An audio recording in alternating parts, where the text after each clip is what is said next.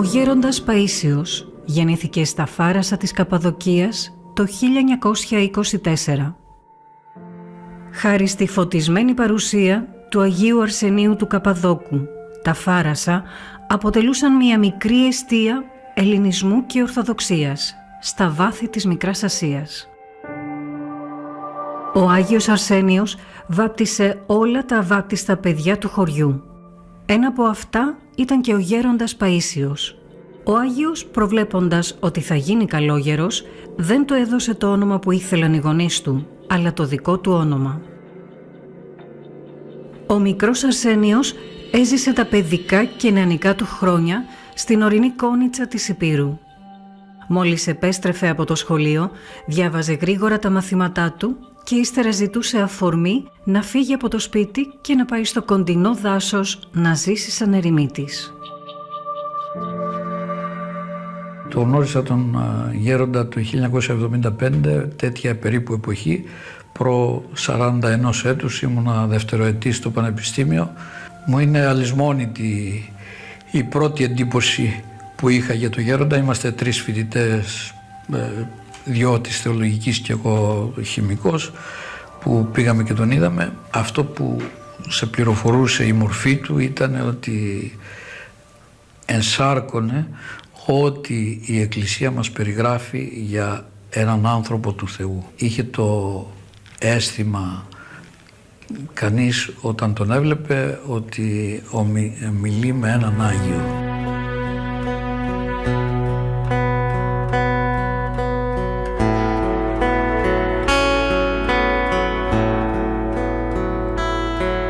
Σε ηλικία 12 περίπου ετών, όταν τέλειωσε το δημοτικό, που ήταν πολύ καλός μαθητής, αναφέρεται ότι ο δάσκαλος είπε στον πατέρα του θα ήταν καλό ο Αρσένιος, είχε πάρει το όνομα του Αγίου Αρσενίου κατόπιν προτροπής του Αγίου που ήταν και νονός του υπ' αυτή την έννοια, γιατί θα στεκόταν στο πόδι του στη συνέχεια, να σπουδάσει στο γυμνάσιο, αλλά εκείνος, επειδή ίσως θα έπρεπε να μετακινηθεί στα Γιάννενα, δεν ήθελε να επιβαρύνει την οικογένειά του, αλλά να αποτελεί αυτός στήριγμα της οικογένειας και είπε θα μάθω τέχνη. Πήγε να μάθει λοιπόν την τέχνη του μαραγκού και προόδευσε τόσο πολύ στην τέχνη αυτή που έκανε, όπως σε ό,τι έκανε γενικά στη ζωή του, ώστε μετά από 2-3 χρόνια λένε ότι τις δουλειές που ανέθεταν στο μάστορα τις ανέθεταν στο Αρσένιο και σε ανθρώπους που είχαν ανάγκη, δεν έπαιρνε ποτέ χρήματα. Με τα χρήματα η σχέση του ήταν ανάργυρος στην κυριολεξία. Ο Σάκης χρειαζόταν για κάποιο λόγο χρήματα, με θαυμαστό τρόπο ο Θεός του έδινε τη δυνατότητα να κάνει οτιδήποτε.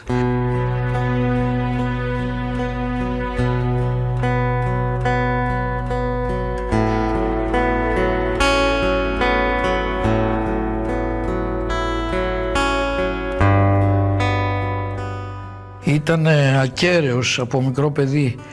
Αναφέρεται ότι στην παιδική του ηλικία, ενώ έπαιζε σαν όλα τα παιδιά μπάλα, δεν ανεχόταν στο παιχνίδι ζαβολιές, ήθελε κανόνες και έλεγε στη μητέρα του, καμιά φορά παρεπονείτο γιατί δεν τον παίζαν τα άλλα παιδιά, αυτός δεν δεχόταν ζαβολιές.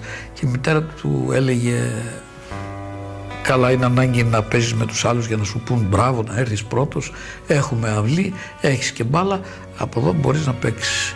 Δηλαδή τον καλλιεργούσε από μικρόν στην ταπεινοφροσύνη.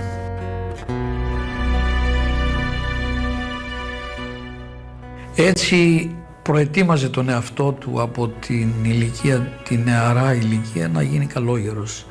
Αγαπούσε ιδιαίτερα τη μητέρα του και το πατέρα του επίσης. Ο πατέρας του τον εκτιμούσε γιατί ήταν καλός στα τεχνικά θέματα, ενώ η μητέρα του που ήταν από το γένος του Αγίου Αρσενίου τον εκτιμούσε για την ευλάβειά του, την ψεύτικη όπως λέει ο ίδιος, γιατί δεν είχε ποτέ μεγάλη ιδέα για τον εαυτό του, ήταν ταπεινός. Τότε στα 15 του περίπου χρόνια κάποιος που έλεγε ότι ο Χριστός δεν ήταν Θεός αλλά ένας καλός άνθρωπος, τον έβαλε σε πολύ μεγάλη δοκιμασία, γιατί σκέφτηκε ότι γιατί προετοιμάζομαι εγώ, γιατί κάνω μετάνοιες, γιατί πρέπει να κάνω αγώνες σαν ο Χριστός ήταν απλώς ένας άνθρωπος. Και τότε του εμφανίστηκε ο Χριστός. Δεν είναι μικρό πράγμα να εμφανιστεί ο Θεός. Μόνο στους δικούς του ανθρώπους παρουσιάζεται ο Θεός, και σε αυτούς που δεν θα βλαφθούν από την θεωρία αυτή του Κυρίου. Τα δύσκολα χρόνια του Ελληνοϊταλικού πολέμου, καθώς και τα πρώτα χρόνια του Ανταρτοπολέμου, έμεινε στην Κόνιτσα ως προστάτης της οικογένειάς του, γιατί τα μεγαλύτερα αδέλφια του είχαν επιστρατευθεί. Στη συνέχεια υπηρέτησε τη στρατιωτική του θητεία σε εμπόλεμη κατάσταση. Διακρίθηκε για το ήθος, τη γενναιότητά του και την αυτοθυσία του. Η ζωή του μέχρι το να πάει το 1945 στο στρατό, είπαμε, ήταν ζωή προετοιμασίας για τον μοναχισμό. Δοκίμαζε τον εαυτό του αν μπορούσε να μαγειρέψει, αν μπορούσε να πλύνει τα ρούχα του, αν μπορούσε από μικρή ηλικία να κάνει οτιδήποτε θα του χρειαζόταν αργότερα στη μοναχική του ζωή. Κράτησε περίπου 4-5 χρόνια η θητεία του στο στρατό, τον τοποθέτησαν στις διαβιβάσεις, εκτιμούσε ιδιαίτερα το στρατό και γενικά ήταν άνθρωπος της εκκλησίας, της πατρίδας και της οικογένειας. Έλεγε ότι η οικογένεια είναι το κύτταρο, η κατοίκον εκκλησία. Εάν διαλυθεί η οικογένεια, σύντομα θα επισπεύσει ο Θεός την κρίση. Δεν χρειάζεται ο κόσμος χωρίς οικογένεια. Επίσης ένα άλλο στοιχείο που λέει ότι δεν ανεχόταν βλασφημίες ή κάτι άλλο στο στρατό, και όταν ήταν στη Φλόρινα, σε ένα λοχαγό λίγο πριν την απόλυσή του, ο οποίος βλαστήμησε την Παναγία, του είπε με κάθε επισημότητα, στρατιώτης αυτός προς λοχαγός, σε περίοδο είπαμε δύσκολη, από εδώ και πέρα αρνούμε να υπακούω στις εντολές σας. Από τη στιγμή που είστε βλάσφημος, δεν είστε αξιωματικός του ελληνικού στρατού. Πληροφορήθηκε ο λοχαγός από τη θαραλέα αυτή στάση του πατρός ότι δεν είχε να κάνει με ένα συνηθισμένο άνθρωπο. Πολλές φορές έσωσε και τη μονάδα του με την ευφυΐα του, η οποία τον διέκρινε, αλλά και το φωτισμό του που είχε από το Θεό, γιατί μια φορά όταν ήταν αποκλεισμένοι κατάφερε και έπιασε επαφή με τον ασύρματο και ειδοποίησε και ήρθε ένα αεροπλάνο και σώθηκαν. Ο λόγος για τον οποίο τον έλεγαν ασυρματιστή του Θεού ήταν η ίδια έκφραση, την αγαπούσε ο ίδιος αυτή την έκφραση, όχι για τον εαυτό του, δεν την ανέφερε στον εαυτό του. Έλεγε ότι όπως οι διαβιβάσεις είναι το όπλο με το οποίο ο στρατός αποκτά επαφή και επικοινωνία με τους άλλους, έτσι και ο μοναχισμός είναι αυτός ο οποίος πρέπει να έχει επικοινωνία με το Θεό. Και πώς επιτυγχάνεται αυτή η επικοινωνία? Κυρίως για τους ανθρώπους, με την καθαρή εξομολόγηση, με την προσεκτική ζωή, με την ταπείνωση, με όλα τα στοιχεία της πνευματικής ζωής που χρειάζεται. Σε ηλικία 29 ετών, ο Αρσένιος αναχώρησε για το Άγιον Όρος για να καταταγεί στο Αγγελικό Τάγμα των Μοναχών. Ποθώντας την ησυχαστική ζωή, αρχικά επισκέφθηκε μερικά κελιά και έμεινε λίγους μήνες στο καθένα. Τελικά αποφάσισε να πάει στην Ιερά Μονή Εσφυγμένου, η οποία εκείνη την εποχή ήταν το πιο αυστηρό κοινόβιο. Είχα την ευλογία να τον έχω γνωρίσει από μικρός, όταν ήταν στο κελί Τίμιος Σταυρός στη Μονή Σταυρονικήτα. Ο Άγιος Παΐσιος πλέον είναι κάτι το εξαιρετικό, κάτι το ιδιαίτερο στο μοναχισμό του Αγίου Όρους. Δεν ήταν ένας απλός ενάρετος μοναχός, ένας αγωνιστής. Δεν θα το έδινες ιδιαίτερη σημασία. Απλός, λιτός άνθρωπος, προσιτός, πανέξυπνος, πολύ ευφυλάνθρωπος, πολύ κοντά στον άνθρωπο που τον πλησίαζε. Δεν είχε καμία απόσταση και προσπαθούσε να τον βοηθήσει τον άνθρωπο αυτό με κάθε τρόπο. Την τελευταία φορά που τον συνάντησα στο κελί του και τον είδα και έτυχε εκείνη την ημέρα στο κελί να μην είναι κανένας. Ήταν ορθάνικτη η πόρτα, η εξώπορτα του φράχτη και του κελιού και αυτός ήταν στην είσοδο του κελιού. Μετά τα συνηθισμένα καθίσαμε για να κουβεντιάσουμε.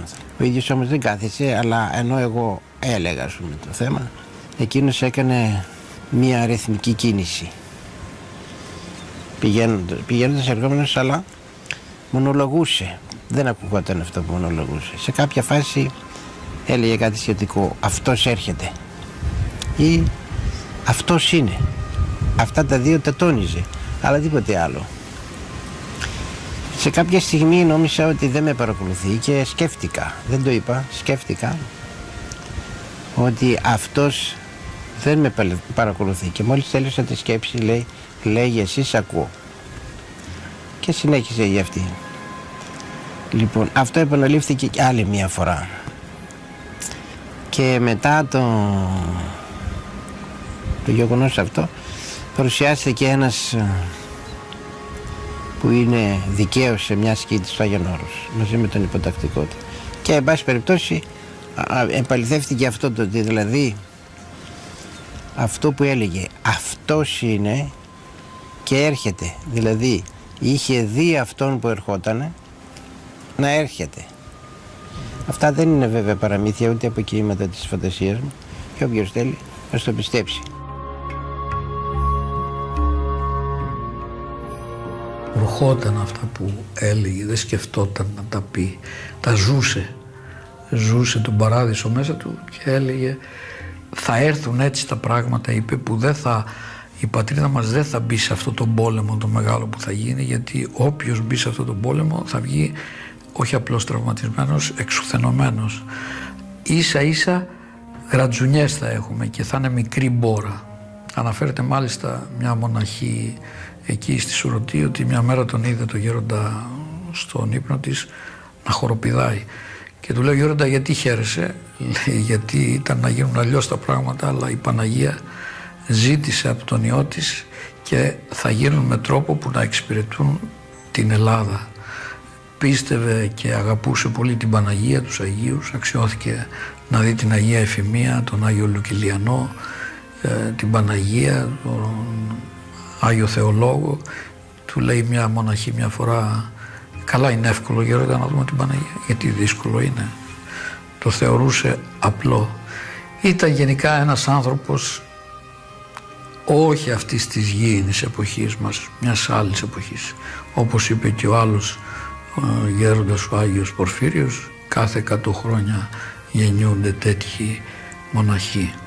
Είχε τις καταβολές αλλά και την ευλογία του Αγίου Αρσενίου του Καπαδόκου και τη μεγάλη ευλογία του Θεού ώστε να αποτελέσει για την εποχή μας μεγάλο δώρο. Μπορώ να πω ότι όσα είναι γνήσια δικά του θα γίνουν μέχρι κεραίας. Στους καιρούς αυτούς θα ψυχρανθεί η αγάπη των πολλών και θα υπάρξει θλίψεις πολύ, επιθέσεις εθνών, μεταναστεύσεις λαών, ακαταστασία μεγάλη, σπατάλη, αμέλεια, αδιαφορία δια την σωτηρία της ψυχής. Όλοι περίπου οι άνθρωποι θα είναι πρόθυμοι να απολαμβάνουν τα γήινα αγαθά. Οι άνθρωποι θα είναι φιλόνικοι, θα είναι πολύ οκνηροί, θα είναι πρόθυμοι να κατακρίνουν τους άλλους ανθρώπους. Απιστία, μίσος, έχθρα, φθόνο, φιλονικία θα κατέχουν την πρώτη θέση στη ζωή των ανθρώπων. Τον Αύγουστο του 1958, ο γέροντας Παΐσιος επιστρέφει στην πατρίδα του την Κόνιτσα και παραμένει για 4 χρόνια ζώντας στην Ιερά Μονή στο Μίου. Το 1962 και μετά τη χειροτονία μου σε διάκονο, είχε γίνει σύντομα, έπρεπε να πάω στην Ελλάδα για κάποιους διαφόρους λόγους και τότε ο φίλος μου, ένας από τους θεολόγους, Νέλας Παναγιώτης λέγεται, μου λέει πάμε να δούμε ένα γέροντα. Ενδιαφέρονταν και αυτός για μοναχισμό, πάμε να δούμε ένα γέροντα εκεί στην Κόνιτσα. Του λέω εντάξει πάμε, να του πεις να έρθει στο Σινά. Του λέω τι να το πω να έρθει στο Σινά, για επίσκεψη, ό,τι. Πες το έτσι λέει και μπορεί να είναι για επίσκεψη, μπορεί να είναι και να μείνει περισσότερο, να μας βοηθήσει. Πήγαμε λοιπόν ένα απόγευμα, θυμάμαι, μας δέχτηκε ο γέροντας εκεί Εγώ του είπα τους λογισμούς μου, γιατί πήγα για μοναχός, είχα πάει για αποστολή και λέω να περάσω το μοναστήρι και τα από όλα αυτά. Μου λέει, μπράβο, καλά έκανες έτσι να πάρεις από το μοναστήρι. Είπα τις δυσκολίες που είχαμε εκεί, τις άκουσε και του λέω εγώ, λέω γέροντα, δεν έχεις στο Σινά. Κοίταξε καλά. Ελάτε εκεί να σας δούμε, να μας δείτε, να μας οδηγήσετε. Τα άκουγε καλά, δεν μιλάγε. Είδα και εγώ, λέω, δεν έχει ενδιαφέρον, άστο. Προχωρήσαμε σε κάτι άλλο στη συζήτηση, σηκωθήκαμε να φύγουμε. Κάποια στιγμή περιμένετε λίγο. Πάει μέσα λοιπόν στο δωματιάκι το ιδιαίτερο και έρχεται με ένα χαρτί στα χέρια του. Μου φαινόταν σαν φάκελος. Μου λέει, πάρ' το αυτό. Είναι η ταυτότητά μου. Να την πάρεις, να μου βγάλεις το διαβατήριο, άσο στον τάδε και εγώ θα έρθω. Κοιταχτήκαμε και οι δύο, φύγαμε απορριμμένοι. Δηλαδή το λέγαμε ότι είναι αδύνατο να έρθει και εκείνος έτοιμος να έρθει. Μετά μάθαμε όμως ότι ήδη είχε κάποια προβλήματα εκεί και ήθελε να φύγει μακριά σε έρημο και είχε κάνει αυτή την προσευχή χωρίς να ξέρει τι θα το απαντούσε ο Θεός. Και μετά εμείς φανιστήκαμε περίπου σε αυτή τη στιγμή και του λέμε αυτό. Το Θεός λοιπόν φωνή Θεού και πράγματι. Μας ήρθε λοιπόν ο γέρον Παΐσιος.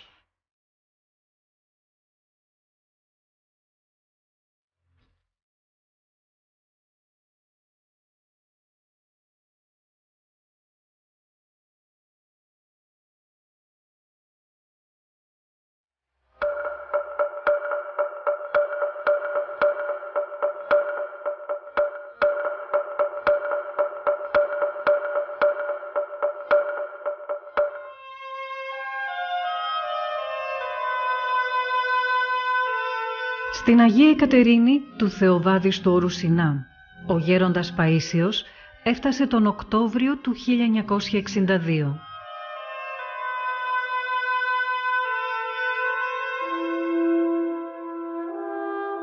Εκεί τον υποδέχτηκαν οι Σιναΐτες πατέρες. Ήταν πολύ αδύνατος, σεμνός και ολιγομίλητος.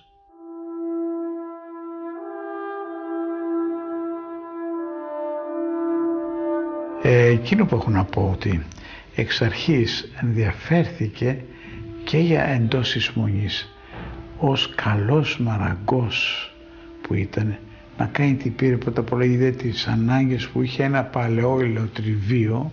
Τι άλλες ανάγκες? Οι ελιές ήταν ακλάδευτες χρόνια. Οι ελιές ήταν σε μια κοιλάδα των Αγίων Τεσσαράκοντα που τους λέμε και είναι καμιά χιλιάδα δέντρα τα οποία είχαν αγριέψει λόγω της μη φροντίσεως του. Δεν υπήρχε κάποιος να τα φροντίσει. Εκείνος λοιπόν πήρε την ευλογία από τον οικονόμο της Μονής να πάει εκεί να τα καθαρίσει. Ο γέροντας Παΐσιος έμεινε μέσα στο μοναστήρι 2 μήνες. Στο διάστημα αυτό περπάτησε όλα τα γύρω βουνά αναζητώντας τόπο για να ασκητέψει. Τελικά εκείνο που χρόνια ποθούσε και ζητούσε το βρήκε σε ένα μικρό ασκητήριο στο βουνό της Αγίας Επιστήμης.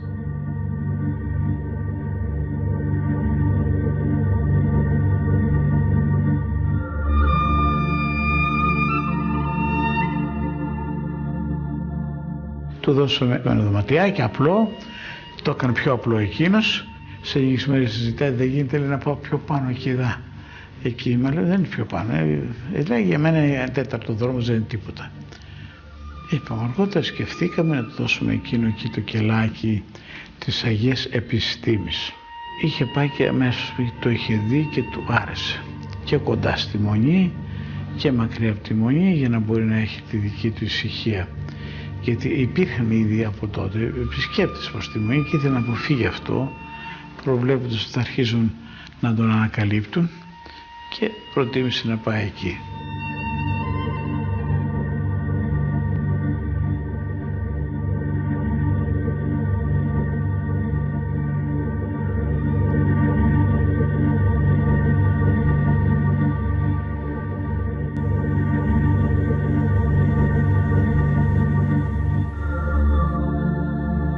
Στο χώρο εδώ βρίσκεται το εκκλησάκι της Αγίας Επιστήμης, που είναι ακριβώς δίπλα μας, δεξιά μας, και ακριβώς πιο δίπλα, αριστερότερα της εκκλησίας, είναι το κελείο που έμενε ο Άγιος Παΐσιος την περίοδο εκείνη 1962-1964.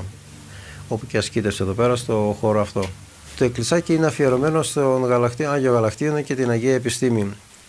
Οι Άγιοι αυτοί ο χώρος εδώ είναι από τον 3ο αιώνα. Οι Άγιοι αυτοί ήταν ένα ζευγάρι, θα έλεγα, απλώς διάλεξαν να ασκητεύσουν αργότερα και ήρθαν εδώ στο χώρο αυτό, όπου έμειναν φυσικά σε χωριστούς χώρους κελιά. Αργότερα όμως το έμαθαν κάποιοι οι οποίοι κυνηγούσαν τους χριστιανούς και τελικά τους συνέλαβαν και τους βασάνισαν, με αποτέλεσμα τελικά να μαρτυρήσουν, και γι' αυτό ακριβώς εορτάζουν τελικά ως Άγιοι, και γι' αυτό υπάρχει και το εκκλησάκι εδώ πέρα, επειδή ακριβώς εδώ στο χώρο αυτό, στην περιοχή αυτή ακριβώς ασκήτησαν και μαρτύρησαν πιθανώς.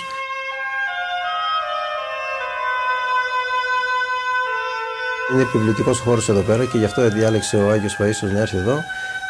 Ζούσε ασκητική ζωή εδώ πέρα, ήταν λιτοδίαιτος όντως στην κυριολεξία, έτρωγε, που έκανε πολύ προσευχή, έτρωγε ελάχιστα, έκανε νηστεία αρκετή, θα λέγαμε, πολύ νηστεία, και γενικά ήταν άνθρωπος προσευχής.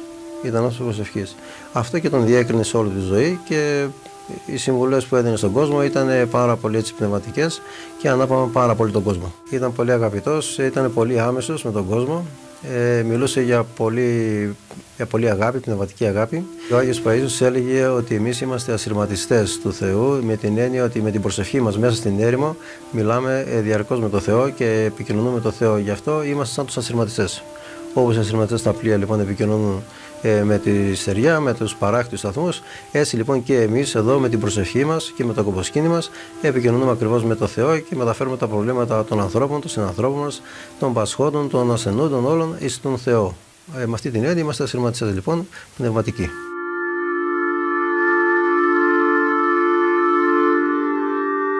Πατέρα Παύλο, πότε ήρθατε στο μοναστήρι στην Αγία Εκατερίνη στο Ρουσινά? Το 1972.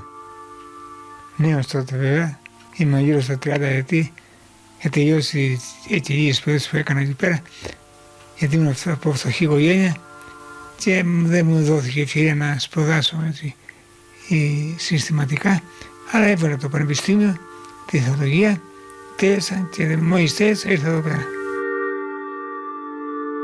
Είσαστε από τους λίγους πατέρες που έχετε γνωρίσει τον Άγιο Παΐσιο. Θέλετε να μας πείτε 2 λόγια?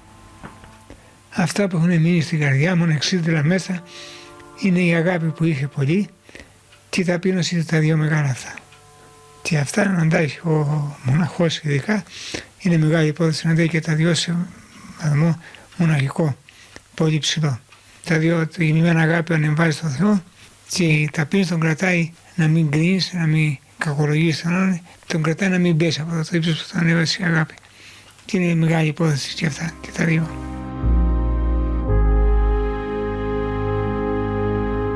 Ο ερότερος εχθρός του διαβόλου δεν είναι άλλος, είναι η ταπείνωση. Η ταπεινοφροσύνη είναι στολή της θεότητας. Ο Ιησούς Χριστός μας αυτή τη στολή εφόρεσε την ταπεινοφροσύνη και ήρθε και έζησε εδώ στη γη και συνανεστράφη με τους ανθρώπους. Αυτό το ένδυμα φορούσε, το ένδυμα της ταπεινοφροσύνης. Ο Κύριος αναπαύεται στους ταπεινούς. Δυστυχώς όμως οι άνθρωποι δεν αγαπούν την ταπείνωση, αλλά αγαπούν οι άνθρωποι την υπερηφάνεια. Είχε πολύ απλότητα, σαν μοναχός αληθινός, μας βέβαια πέρα στο καλόνι, μετά την ακολουθία ερχόμαστε εδώ πέρα, καθόμαστε όλοι και μας έλεγε τις ιστορίες του. Παλιές ιστορίες, γιατί είχε βιώσει πολλά πράγματα. Αυτός ήταν μοναχός, φτασμένος ψηλά. Πήγαινε εκεί πέρα στο κάθισμά του, στην Αγία Επιστήμη, εκεί καθόταν. Και εδώ έρχονταν για λίγο. Είναι δύσκολος χώρος επάνω στην Αγία Επιστήμη. Δηλαδή γι' αυτό είναι το παιχνίδι αυτό. Ήταν και αυτό το μέρος, μέρος αυτός είχε φτάσει πολύ ψηλά και ήταν για εκεί πέρα ήταν το μέρος αυτό ήταν φυσικότατο.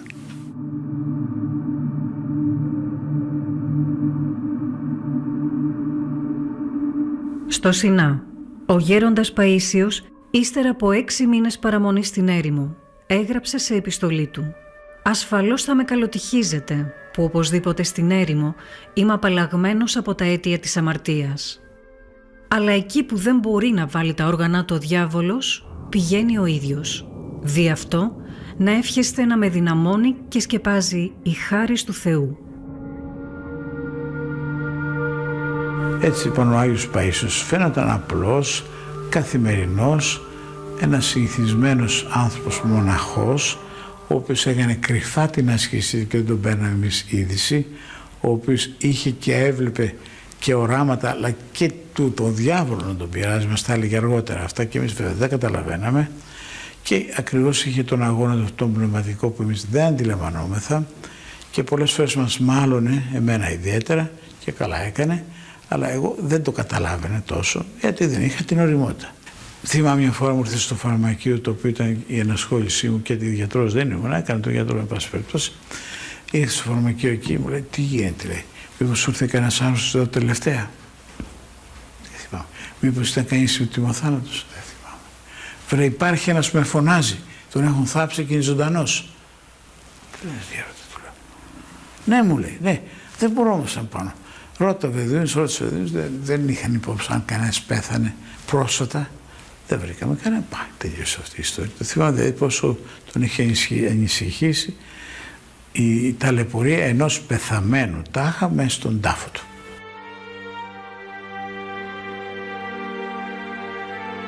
Στην έρημο, γύρω από το μοναστήρι του Σινά, ζουν οι Βεδουίνοι της φυλής Κεμπελία. Ο γέροντας Παΐσιος, παρατηρώντας τη ζωή τους, θαύμαζε την αντοχή τους. Πονούσε όμως, καθώς τους έβλεπε να στερούνται ακόμη και τα απολύτως αναγκαία. Η αγάπη τους Βεδουίνους. Λυπόταν πολύ τους Βεδουίνους και αυτό ήταν ένα άλλο κεφάλαιο για τον πατέρα, τότε πατέρα Παΐσιο. Τους έβλεπε έτσι και τους εμεί, του λέει: ξυπόλυτο το παιδάκι, ξυπόλυτος κι εγώ. Πεινάνε αυτοί, να πεινάσω κι εγώ. Εγώ έχω ντομάτα και εκείνος δεν έχει, να τους δώσω τις ντομάτες μου. Μια τέτοια τακτική, η οποία ήταν μια συνεχής αυτοθυσία. Έκανε κάποια εργόχερα, γιατί ήθελε να κάνει εργόχερα, σκάλιζε και τα έδινε στη μονή να τα πουλάμε, ό,τι νομίζαμε τα δίνουμε και ευλογίες, και ό,τι θα πέραμε σαν κάτι τα έπαιρνε και τα έκανε, πήγαινε αγόραζε παπούτσια πλαστικά για τους Βεδουίνους, ό,τι είχαν ανάγκη τους τα φόλευε έτσι. Τίποτα σχεδόν για τον εαυτό του.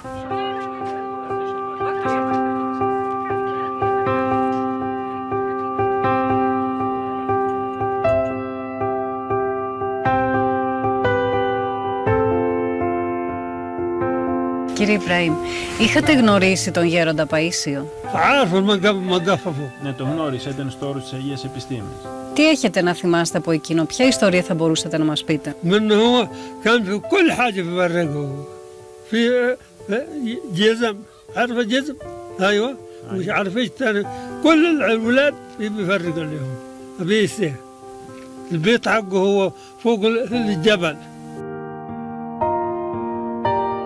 Γιατί ήταν τόσο αγαπητός στον κόσμο? Γιατί ήταν απλός σαν παιδί. Σαν παιδί στην ψυχή, ήταν παιδί, ένα μεγάλο παιδί.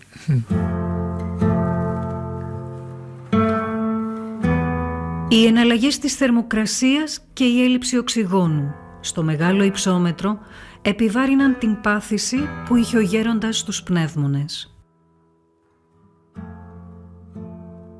Η συχνή πονοκέφαλη και η ασθματική δύσπνοια τον δυσκόλευαν πια ακόμη και στην προσευχή του. Είχε το αίτιο της βροχεκτασίας, εκεί έκανε κρύο, δεν πρόσεχε και ο ίδιος, τους εξυπόλυτους και το χειμώνα, έτσι για να ασκηθεί, λίγο πολύ να μοιάσει και στους Βεδουίνους που τους εξυπόλυτοι. Και έτσι λοιπόν, σε σύντομα, μετά από 2 χρόνια είχε αυτή την αιμόπτηση. Τον πιέσαμε να φύγει, γιατί και ο ίδιος δεν ήθελε να φύγει, αγαπούσε τον τόπο, ήθελε εκεί να πεθάνει μάλιστα. Θα φύγεις και είπα, και έφυγε, πήγε στο νοσοκομείο, χειρίστηκε και έκτοτε έμεινε στο Άγιον Όρος. Και άρχισε να γίνεται θαυμαστός με τον τρόπο του, που και θαύματα βεβαίως, θέματα υγείας έκανε, αλλά και άλλα θαύματα πνευματικά έκανε και είχε αρχίσει να γίνεται περιζήτητος και από τους ηλικιωμένους και από τους νέους ανθρώπους, αγαπητός, και πηγαίνανε στο Ριδόνι, στο σκητήριό του ή στην Παναγούδα, αν καλώς θυμάμαι και κάνω λάθος, στο Άγιον Όρος.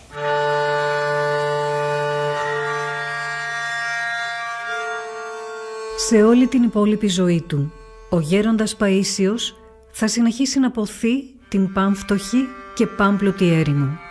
Η ησυχία του Σινά, έλεγε, και από μόνη της είναι μια μυστική προσευχή που βοηθάει πολύ στην προσευχή.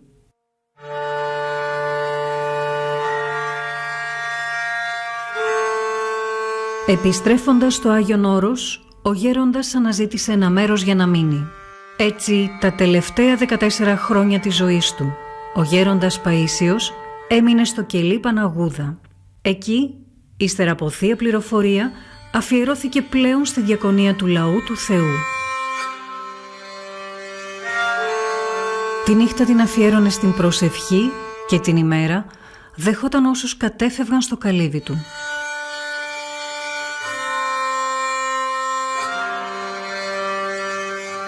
Πήγε λοιπόν στο Άγιο Όρος σε ένα διάστημα στη σκήτη των Ιβύρων και κατόπιν στον πατέρα Τύχωνα, ένα Ρώσο ασκητή που ζούσε στο κελί του Τιμίου Σταυρού. Εκεί τον πρωτοείδα και εγώ το 1975.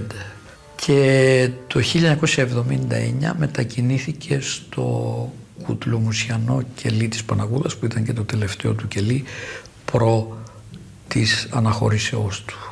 Σε αυτό το κελί πραγματικά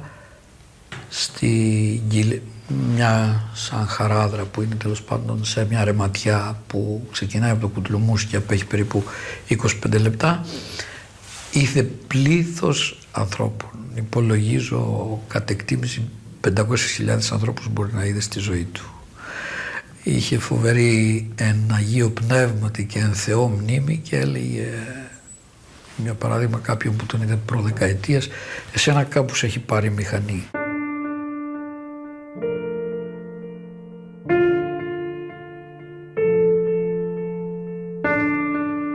Η προσευχή του ήταν όχι απλώς αποτελεσματική, κάτι παραπάνω θα έλεγα. Θυμάμαι και έναν γιατρό που ήταν εκεί στις Καριές και υπηρετούσε και ο οποίος είχε στενοχωρηθεί από κάποια γεγονότα, ήταν λίγο ευαίσθητος ο γιατρός. Όπως ήρθε λοιπόν, έτυχε και ήμουν κι εγώ εκεί στο κελί. Του λέει, τι γίνεται Παναγιώτη?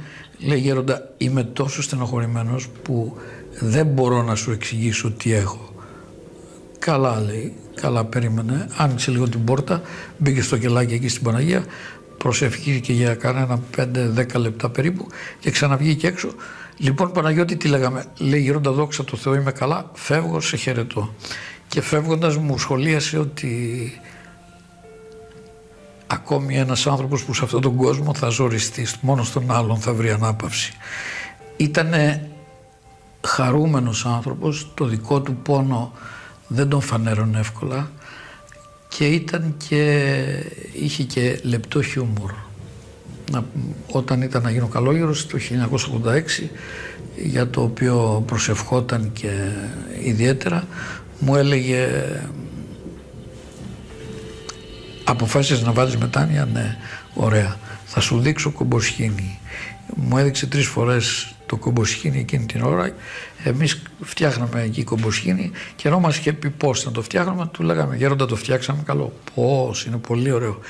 Ιδίως όταν το βλέπεις το βράδυ χωρίς φως, μας έλεγε, για παράδειγμα. Δηλαδή αυτός θα το ήθελε τέλειο. Έτσι ήταν η ζωή του πάντοτε, παρατηρώντας με προσοχή και με εξυπνάδα τους άλλους, να τους ελεεί, να τους βοηθά, να αποτελεί παρηγοριά για τους άλλους.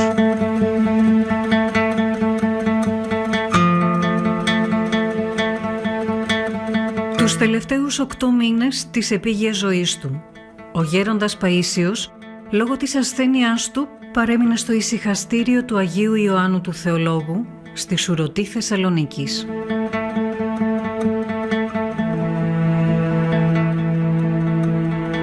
Θυμούμαι ότι τον γνώρισα εδώ. Με εντυπωσίασε η απλότητα, το φωτεινό το χαμόγελο, το πιο γλυκό του κόσμου. Και εν συνεχεία με ειδοποίησε ότι είχε ένα πρόβλημα με την κύλη. Να έρθω να δω τι μπορούμε να κάνουμε. Αλλά μου είπε ότι δεν θέλω να χειρουργηθώ. Λέω να φορέσουμε με ένα κυλεπίδες, μου λέω, ένα ζώνη. Με εμποδίζει, μου λέει, αυτή δεν θέλω να με εμποδίζει.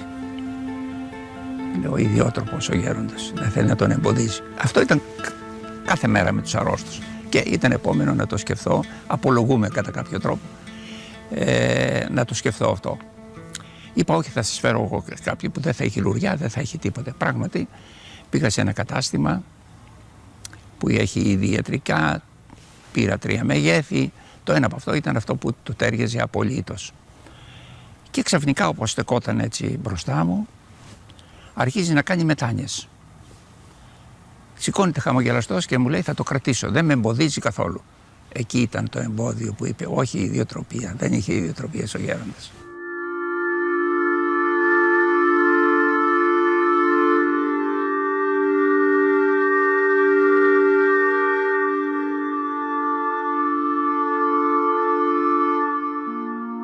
Τον είδα 1-2 φορές στο Αρχοντορίκι.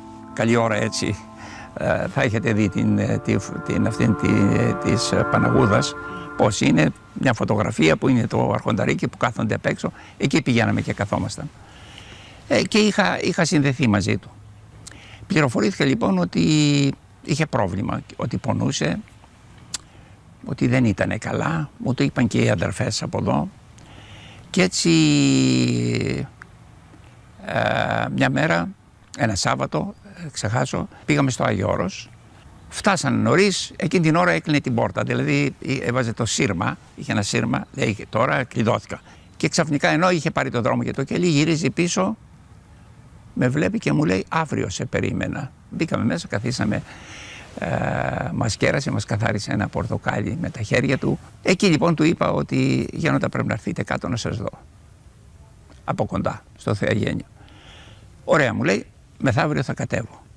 Χωρίς βία, χωρίς αυτά τα οποία λένε ότι τον εξανάγκασαν και κάποιοι γιατροί τον απήγαγαν κατά κάποιο τρόπο. Ακριβώς έγιναν όπως σας τα λέω. Και πράγματι ήρθε στο Θεαγένιο. Από εκεί άρχισε η έντονη, η φορτισμένη ατμόσφαιρα σε όλη την περίοδο, τα 2 χρόνια που έζησε μετά την εγχείρηση. Εν συνεχεία βέβαια κάθε στιγμή ήταν ξεχωριστή. Θυμούμαι που μόλις διαγνώστηκε, βεβαιωθήκαμε γι' αυτό, σηκωθήκαμε να πάμε στο γραφείο μου, μου λέει για πες μου τώρα, θα πάμε κατευθείαν ή θα το βομβαρδίσουμε πρώτα. Λέω Γέροντα θα το βομβαρδίσουμε για να γίνει και πιο εύκολη η δουλειά μου, όπως το πεζικό μου λέει. Λέω ναι. Από εκεί και πέρα ήταν σαν να μην πέρασε από πάνω του η ασθένεια. Μιλούσε σαν να μην ήταν και σαν να ήταν αιώνιος. Δεν τον είδα κάποια στιγμή να βογγίξει. Μόνο επειδή ήξερα, καταλάβαινα από κάποιες μικρές σπάσεις που έκανε στο πρόσωπο ότι πονάει αυτή τη στιγμή ο Γέροντας. Ταλαιπωρήθηκε πάρα πολύ, αλλά δεν είπε κουβέντα.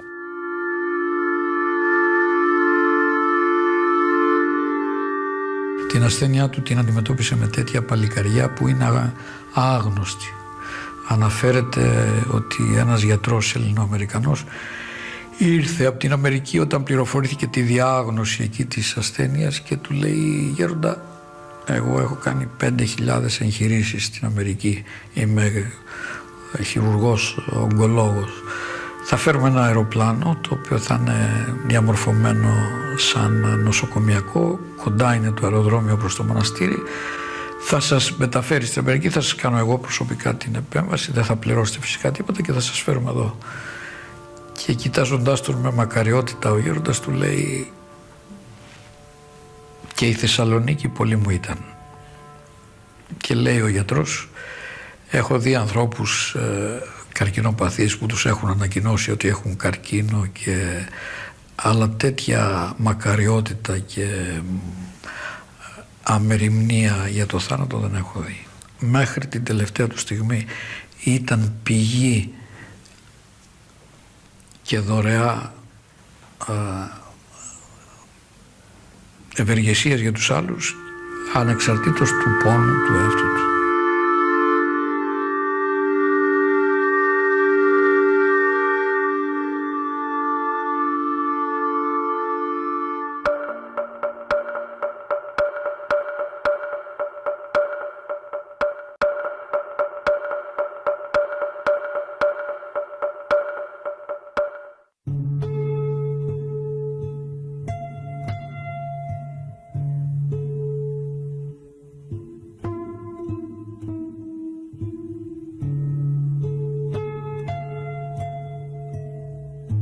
λίγο πριν από τις 12 Ιουλίου που κοιμήθηκε, με ζήτησε. Ερχόμουν συχνά εδώ, κάθε μέρα σχεδόν. Και μου ζήτησε να τον δω, να με χαιρετήσει. Με σταύρωσε και μου λέει τώρα δεν θα ξανάρθεις, σταματούμε και την κορτιζόνη την οποία παίρνουμε, γιατί του έδινα κορτιζόνη, έκανε πυρετό αλλιώς, και θα σε ειδοποιήσουν οι αδερφές.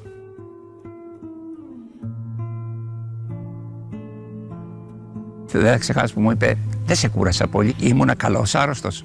Λέω καλύτερος γέροντα, δεν υπήρξε καλύτερος. Και εκεί έληξε η ιστορία. Ξύπνησα το πρωί της Αγίας Εφημίας και λέω, ο γέροντας έφυγε. Λέω στη γυναίκα μου. Μου λέει, πού το, δεν ξέρω, λέω, κάτι μου λέει ότι έφυγε. Και μετά από λίγο ήρθε το τηλεφώνημα ότι έτσι και έτσι. Έκτοτε βέβαια ζούσα και κάθε μέρα τον σκεφτόμουν και κάθε μέρα σχεδόν τον σκέφτομαι. Τον φέρνω στο νου μου και σε ευχάριστες και σε δυσάρεστες καταστάσεις και έρχομαι και προσκυνώ, γιατί μια μέρα που του εξέφρασα έτσι το παράπονο μου, την ανησυχία μου, του είπα, γέροντα, φεύγετε όλοι, λέω, τι θα κάνουμε εμείς? Μου λέει, εγώ εδώ θα είμαι. Μου δείχνει από πάνω, ήταν εδώ επάνω και σε κάποια από αυτά τα δωμάτια που είναι πάνω, μου δείχνει εδώ που είναι τώρα ο τάφος του, μου λέει, εδώ θα είμαι, όποτε με θέλεις θα έρχεσαι.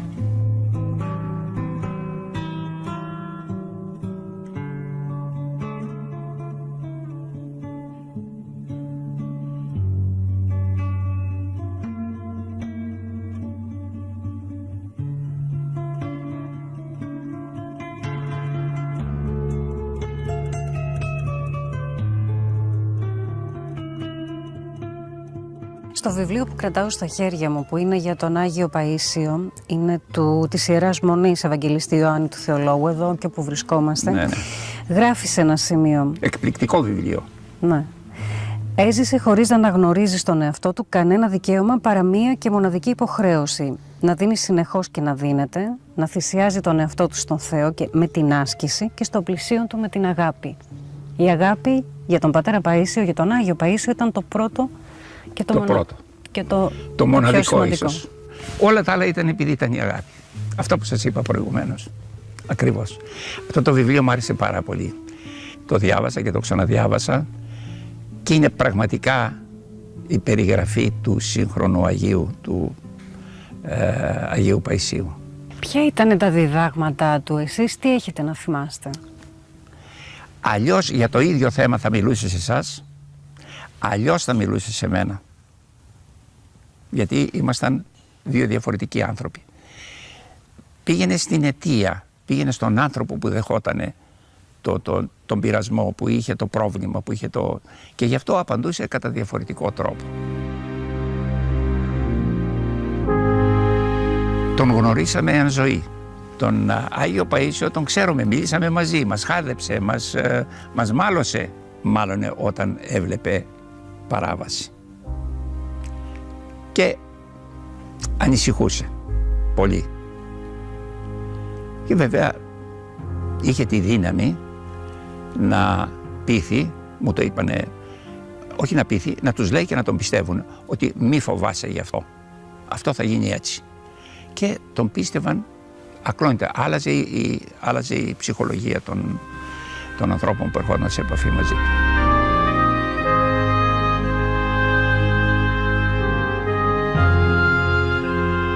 Τι είναι αυτό που κατά τη γνώμη σας πιστεύετε ότι έκανε και κάνει τον Γέροντα Παΐσιο τόσο αγαπητό? Βέβαια θα έλεγα τα θαύματά του. Αλλά θα μου επιτρέψετε να σας πω μια λέξη. Η αγάπη του. Η αγάπη που είχε για τον κόσμο. Νομίζω ότι αυτό έμπαινε στην ψυχή αυτών που τον γνώρισαν. Ήτανε η αγάπη του αυτή η οποία σε τραβούσε. Είχε το πιο γλυκό χαμόγελο, το πιο γλυκό του κόσμου. Γελούσε και άστραφτε το πρόσωπό του. Το αισθανόσουνα ότι σε αγαπάει. Το μετέδιδε αυτό το πράγμα ή το αισθανόσουνα. Εσείς που γνωρίζατε χρόνια τον Γέροντα Παΐσιο και έχοντας ολοκληρωθεί 20 χρόνια περίπου από την κίνησή του, νιώθετε ότι έχει φύγει?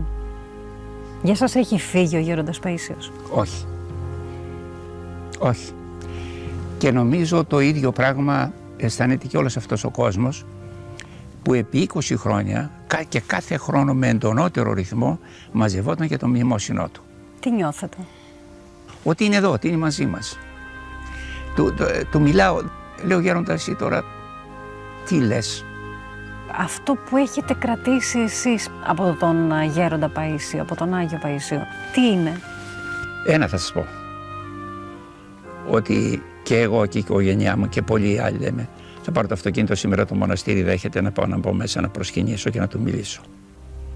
Αυτό. Τον άνθρωπο, το φίλο που είναι πρόθυμος ανά πάσα στιγμή να μ' ακούσει και να με σιτεύσει. Τη βοήθειά του τη νιώθετε? Όταν ανησυχείς για κάποιο θέμα και έρθεις και το πεις και φύγεις ξαλαφρωμένος, πώς θα το εξηγήσετε εσείς και δεν ανησυχείς πλέον? Εδώ παρεμβαίνει η αγιοσύνη και η μεσητεία του.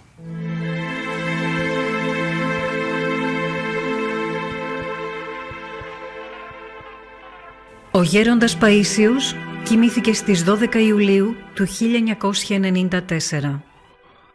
Αν και έχουν περάσει τόσα χρόνια, ο κόσμος συνεχίζει αμείωτα να τον αγαπά. Πλήθος πιστών σειραίει από όλο τον κόσμο προκειμένου να προσευχηθεί και να ζητήσει τη μεσητεία του Γέροντα. Θέλω να πω πόσο δημοφιλής είναι ο Άγιος, ώστε να τον επικαλούνται οι Ρώσοι, να τον επικαλούνται οι Σέρβοι, οι Βούλγαροι, οι Ορθόδοξοι, αλλά και άλλοι άνθρωποι οι οποίοι δια των πρεσβειών του γνώρισαν ευεργεσίες διάφορες.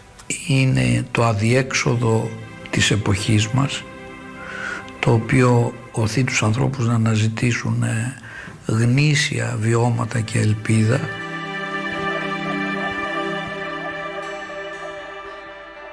Έρχεται πολλοί κόσμος όχι μόνο από την Ελλάδα αλλά και από άλλα μέρη του εξωτερικού.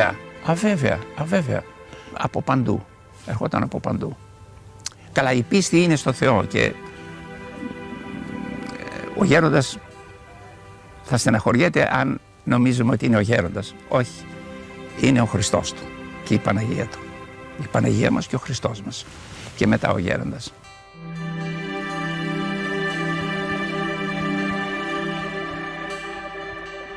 I come from Moldavia.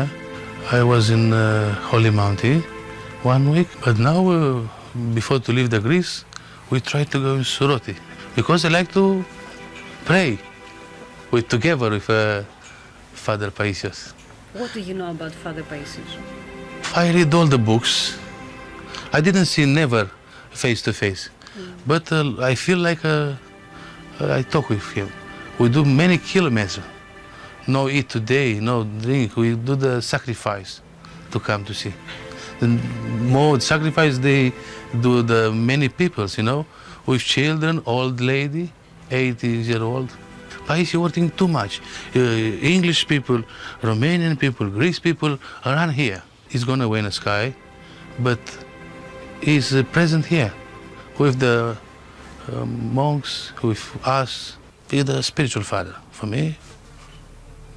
And when I have a problem, I pray, and he give me the answer.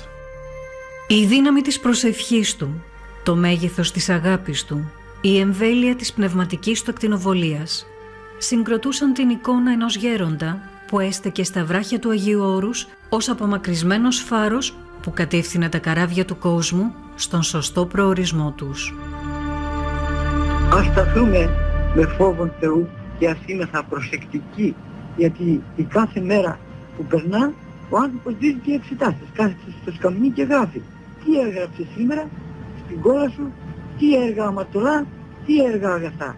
Θα δώσεις εξετάσεις ή μάλλον δίδεις κάθε μέρα εξετάσεις.